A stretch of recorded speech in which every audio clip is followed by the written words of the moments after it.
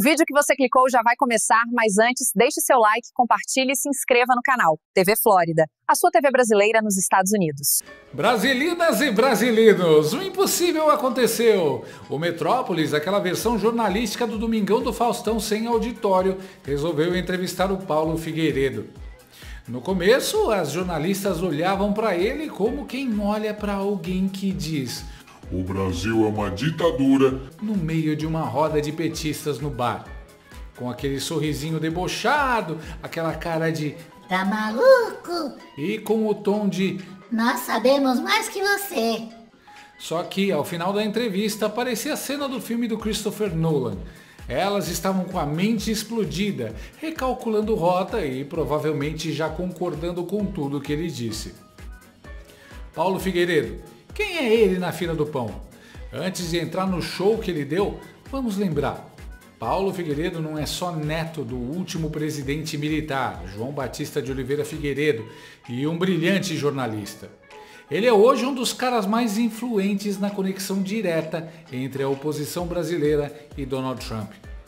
Traduzindo em linguagem de cultura pop, ele é tipo Nick Fury, montando os Vingadores da direita internacional, enquanto o STF e o PT ainda estão brincando de Power Rangers de papel crepom.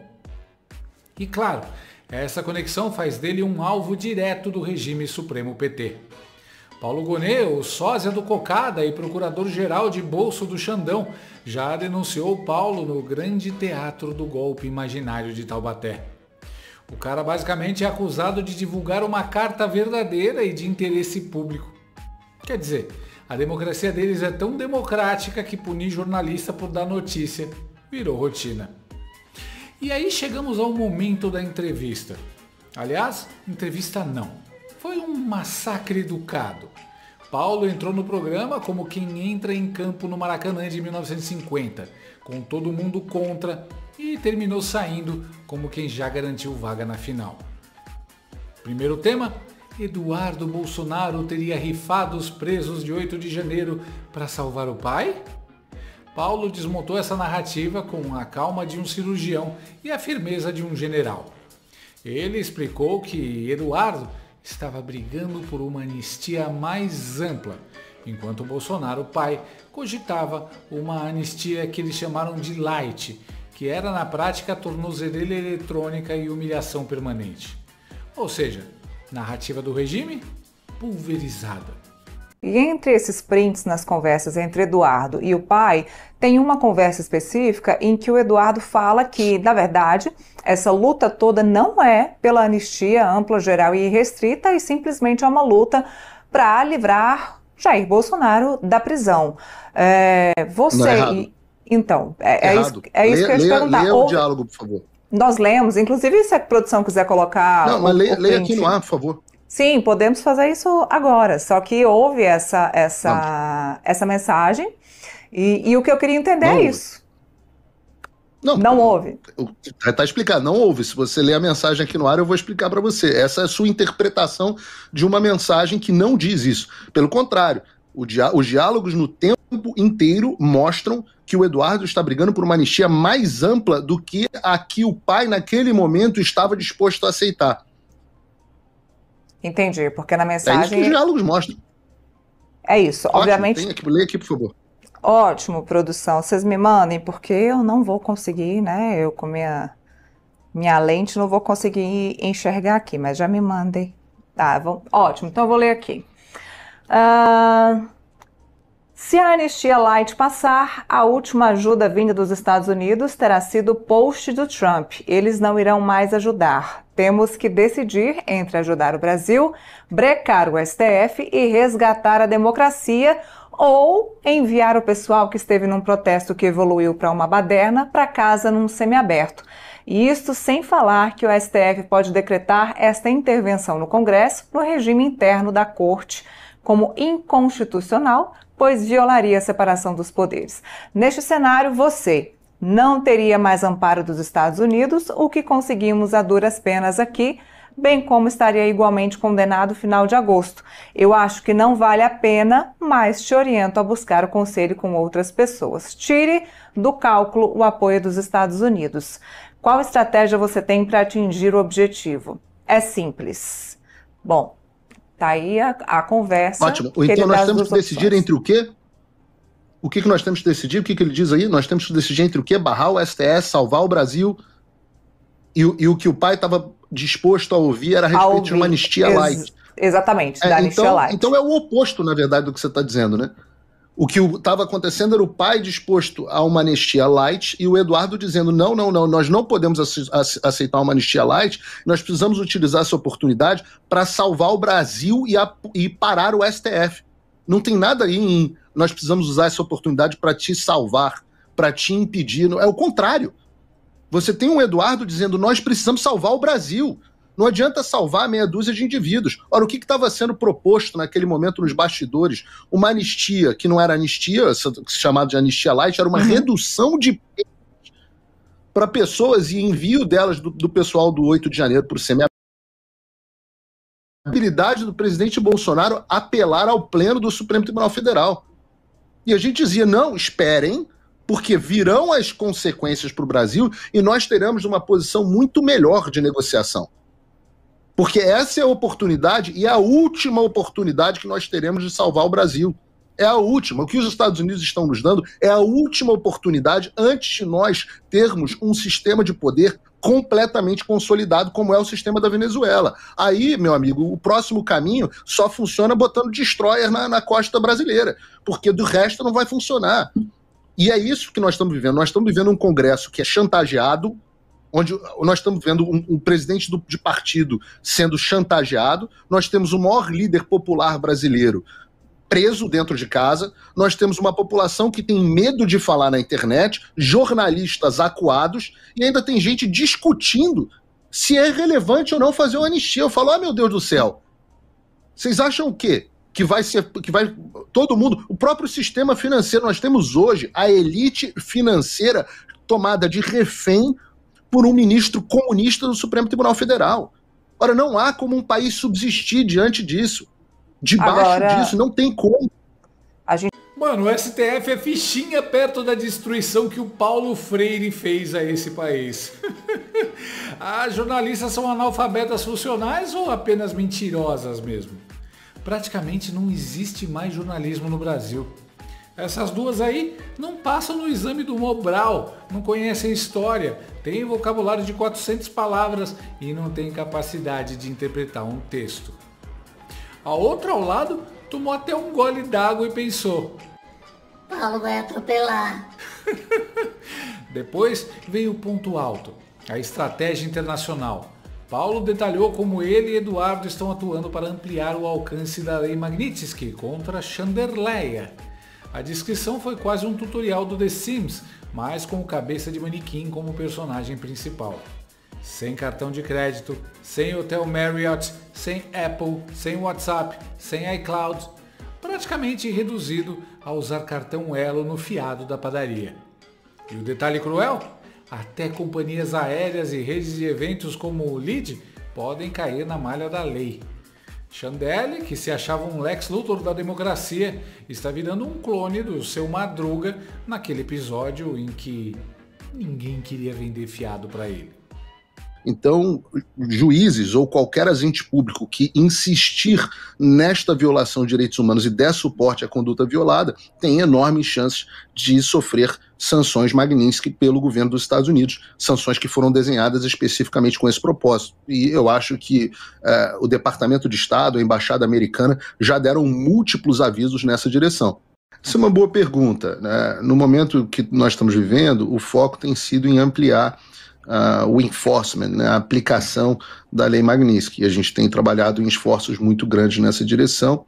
No objetivo final, onde a lei chega, o ministro Alexandre de Moraes vai ter a vida pessoal praticamente arruinada, né? Nós teremos a impossibilidade de que ele utilize qualquer mídia social, WhatsApp, ou até mesmo tenha um telefone da Apple com uma conta no iCloud, porque são empresas americanas que não podem ter relações com indivíduos sancionados. Isso vai para grandes redes hoteleiras como a Marriott, como a Intercontinental, empresas do tipo, que são proibidas de terem relações. Se impede que o ministro se hospede em hotéis que fazem parte de redes norte-americanas ou constituídas dentro dos Estados Unidos, e outras redes também grandes, como a Accor, que é francesa, mas também tem Constituição dos Estados Unidos, também ficariam impedidas. As companhias aéreas, quase todas as companhias, a própria Latam, tem presença e constituição jurídica dentro dos Estados Unidos, então também estão impedidas de terem relações. Nós tivemos um evento agora do LEED. O LEED tem constituição jurídica dentro dos Estados Unidos. Agora, a aplicação disso demanda tempo e vai demandar um esforço muito grande aqui nos Estados Unidos para nós termos certeza de que não há nenhuma fresta dentro da lei para que o violador de direitos humanos, o pseudo-juiz Alexandre de Moraes, possa continuar se movimentando. E a partir daí, há também, nós estamos também trabalhando nisso, para que sejam identificados os familiares e sócios do ministro que ainda deem suporte financeiro a ele. O mais efetivo são a esposa e os filhos que herdaram o escritório de advocacia dele. Chandler Clayson vai precisar de ajuda para comprar uma água na banca de jornal. Aqui só faltou lembrar que é exatamente o mesmo que o cabeça de cotovelo faz aos seus alvos. Com a diferença que no Brasil não há lei para isso, além das vozes na cabeça dele. Rapaz, imaginem como estão os clientes do escritório da Dona Vivi. Outro momento de ouro. Paulo contou que teve seu passaporte confiscado por sua xandidade e disse que em pleno século XXI o Brasil ressuscitou a pena de degredo, que existia no Império Português até o século XVIII. É como se Chandler Clayson estivesse brincando de Game of Thrones, banindo opositores para a muralha, só que sem dragão, sem neve e sem moral. Ah, e sem a cabeleira loira da Daenerys. E quando Paulo perguntou na cara das jornalistas como vocês podem dizer que não há ditadura se um colega jornalista foi degradado sem condenação alguma, o silêncio foi ensurdecedor. Ali ficou claro que a ficha começou a cair. Veja que loucura, sem nenhum processo. Eu nunca fui condenado por nada, não tenho absolutamente nada. Eu tô desde 2022, sabe o que é isso? É a pena de degredo. Uma pena que foi extinta, e eu não sei como alguém pode olhar para um colega jornalista no olho no ar e falar, o colega degredado, e falar, eu não sei, eu não acho que há ditadura no Brasil. Ao que então? Qual é o regime que condena jornalista apenas de degredo? Eu não consigo imaginar uma democracia que condene, que faça esse tipo de coisa. Não consigo, olhando aqui no olho de vocês. Porque se você tivesse, qualquer uma de vocês duas tivessem degredadas, eu estaria me esgoelando no ar defendendo. Sem nenhum constrangimento de manifestar a minha opinião. Então, hoje é isso. Vocês sabem qual é supostamente a acusação contra mim no tal do inquérito do golpe? Leiam, eu recomendo que leiam.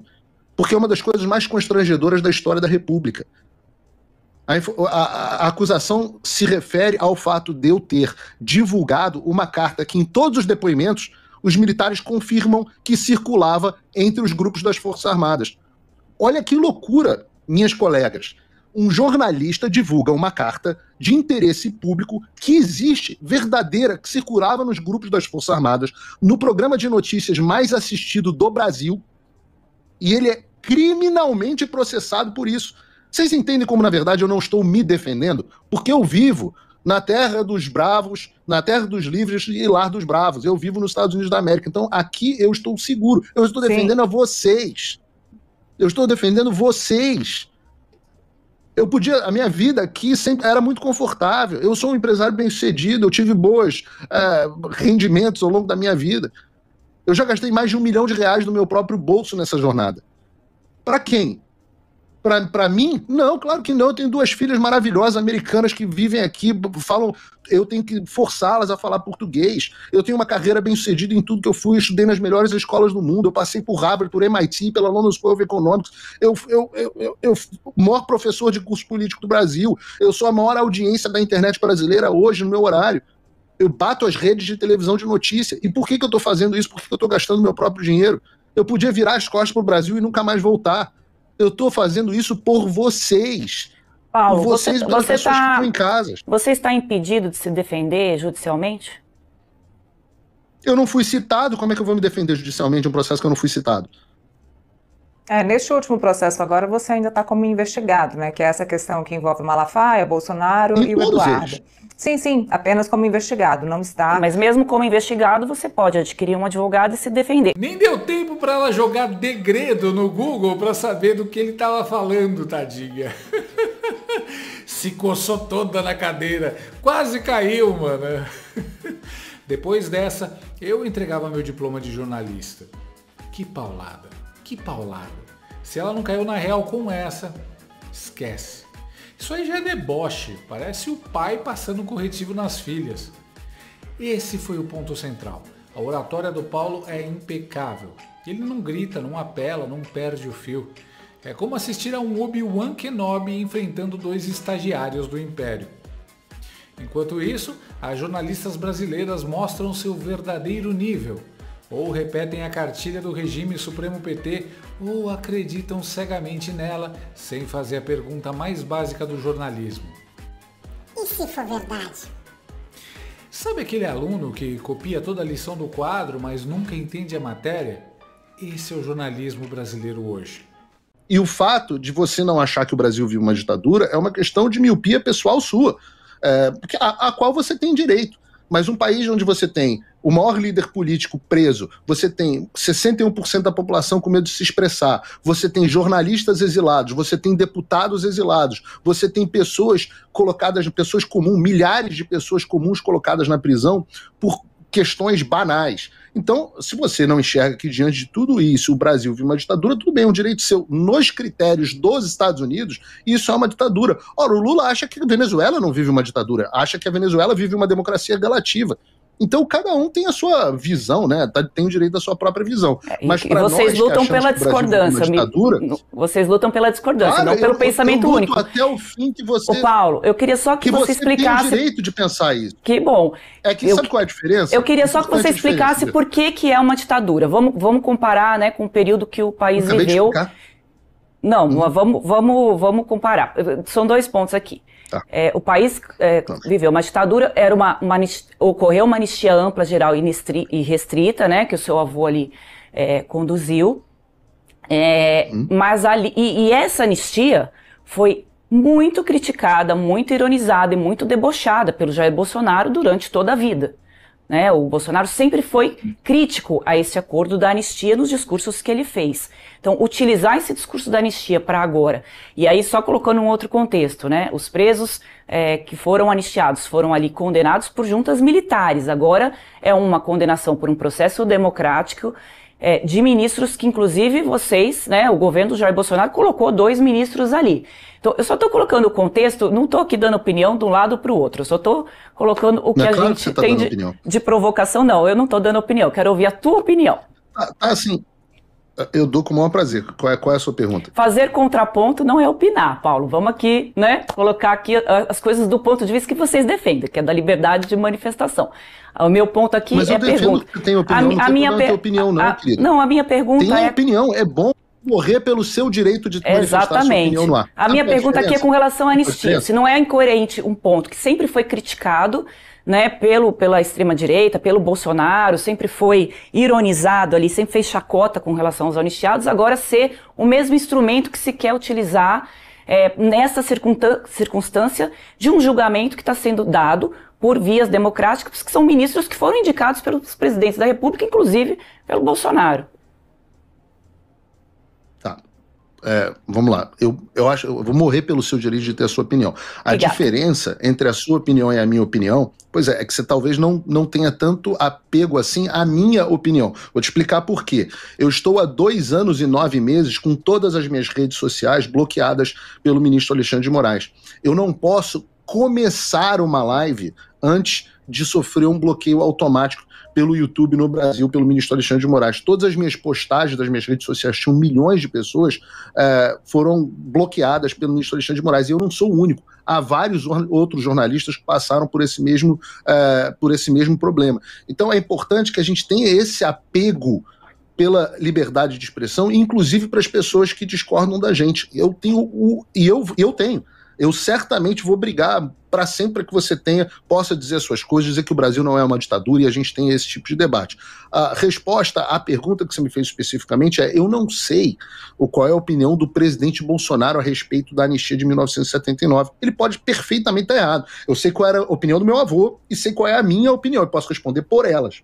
Eu acho que a anistia de 1979 pacificou o Brasil por mais de 30 anos e foi extremamente bem sucedida. Eu acho que o caminho que a sociedade civil resolveu tomar depois disso tem a ver com a autodeterminação do povo brasileiro.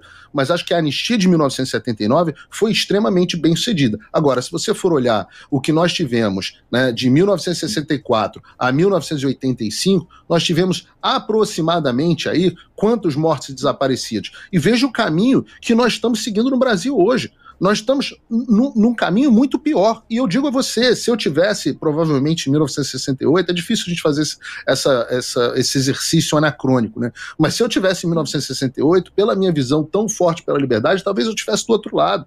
Então, nós não queremos que o Brasil caminhe para essa direção. Meu avô, quando se tornou presidente em 79, um dos primeiros atos dele foi a anistia. Entregou o Brasil para os civis de forma pacífica. E esse é o grande legado da minha família. Quando você vê uma parte enorme da população brasileira pedindo SOS e Forças Armadas, é uma tristeza pessoal para mim. Porque, veja, eu venho da linhagem que tirou o país da mão das Forças Armadas e devolveu o país para a mão dos civis para que as pessoas possam decidir o seu futuro. E quando as pessoas voltam e começam a pedir SOS e Forças Armadas, significa o seguinte: a nação falhou. Os civis na nação falharam na sua condução. Isso é uma tristeza pessoal. Isso sim me causa constrangimento. Isso sim me causa tristeza pessoal. Então eu, hoje, recupero e dou continuidade ao legado que eu volto a dizer, não é só do meu avô, do meu bisavô, do meu tataravô. O legado de brigar para que o brasileiro possa determinar o seu próprio destino, mesmo que esse destino seja ruim. Se o brasileiro quiser, em 2026, eleger o Lula de novo em uma eleição livre, transparente, com participação ampla e que a população confie no sistema eleitoral, que assim seja. E eu vou sentar e vou fazer oposição como jornalista, que é uma delícia. Mano, que nocaute! Depois dessa, olha como a jornalista ficou. Perdi a memória, não sei quem eu sou. Essa mulher tá comparando quem explodia carro-bomba a uma mãe de família que escreveu com batom em uma estátua feia. O grupo da Dilma explodiu em 1000 pedaços o soldado Mário Cosel Filho, sentinela do CMSE. Seus restos mortais foram recolhidos com colher. Que canalhas. De resto, o Paulo deu aula. Pô, as malucas falando para um jornalista que criticou o sistema e acabou exilado nos Estados Unidos que o Brasil é uma democracia. Aqui, a jornalista tomou mais uma bela resposta.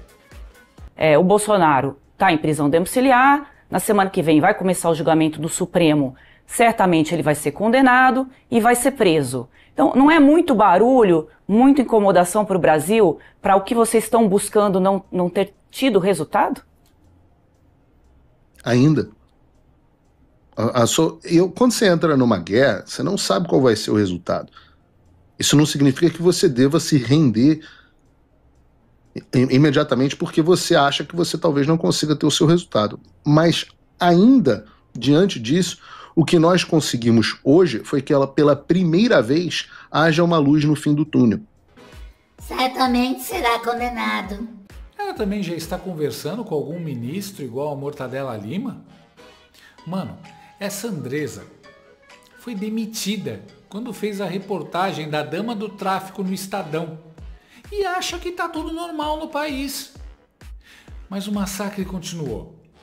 Passiva. E eu não acho que você não ter vontade e sede de justiça seja algo mais civilizado. Eu acho que isso é uma involução civilizatória.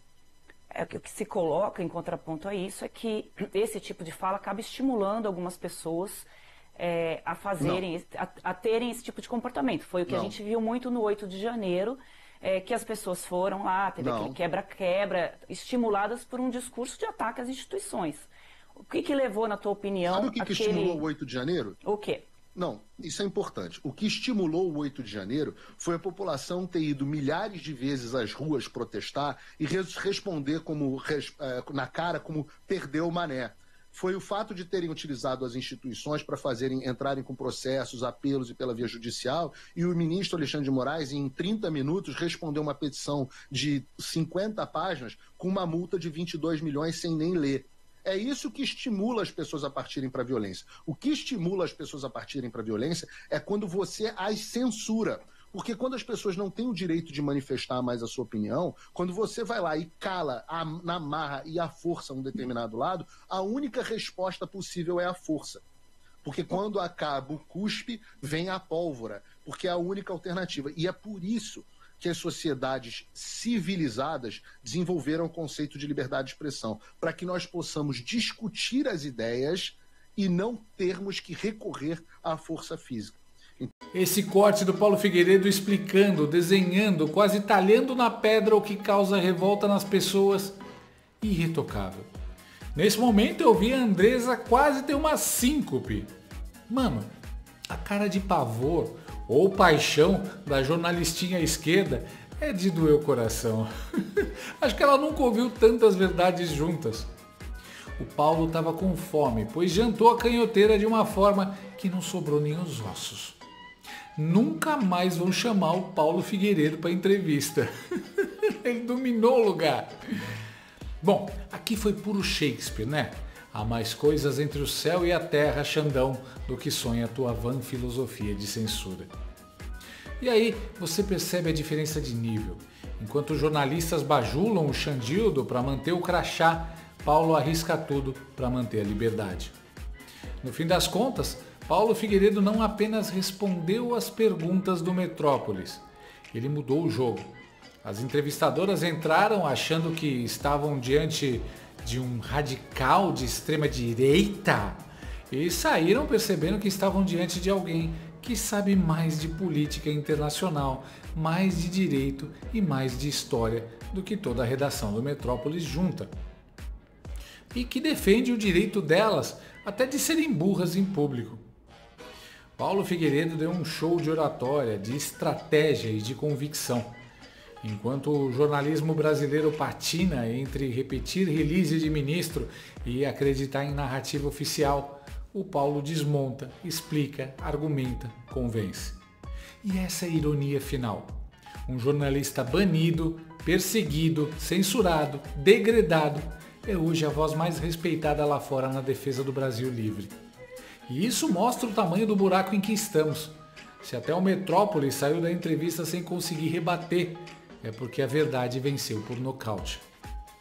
E no fim, a entrevista do Paulo Figueiredo com o Metrópolis foi exatamente isso. Uma luta de Mike Tyson nos anos 80, muito alarde, expectativa, torcida da plateia, mas quando soou o gongo, bastaram alguns segundos para jornalistas irem ao chão, sem saber de onde vinham os golpes. Saíram do ringue do mesmo jeito que os rivais do Tyson. Zonzas, com cara de quem ainda está procurando os dentes no tapete e torcendo para nunca mais ter que encarar aquele adversário. Se você chegou até aqui, é um bom sinal.